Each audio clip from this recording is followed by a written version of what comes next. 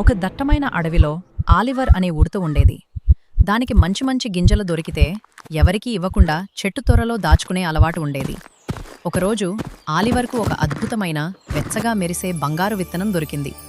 దాన్ని కూడా ఎప్పటిలాగే చీకటి గదిలో దాచుకుందామని అనుకుంటుండగా బార్నబీ అనే ఒక వృద్ధ తాబేలు అక్కడికి వచ్చింది. ఆ విత్తనాన్ని చీకట్లో దాస్తే అది తన కాంతిని కోల్పోయి రాయిలా మారిపోతుంది. అదే అందరికీ చేరేలా ఎండలో నాటితే అద్భుతం జరుగుతుంది అని చెప్పింది. దాచుకుంటే రాయిలా మారుతుందని భయపడిన ఆలివర్ తన స్వార్థాన్ని పక్కనపెట్టి ఆ విత్తనాన్ని మైదానం మధ్యలో నాటి రోజు నీరు పోసింది.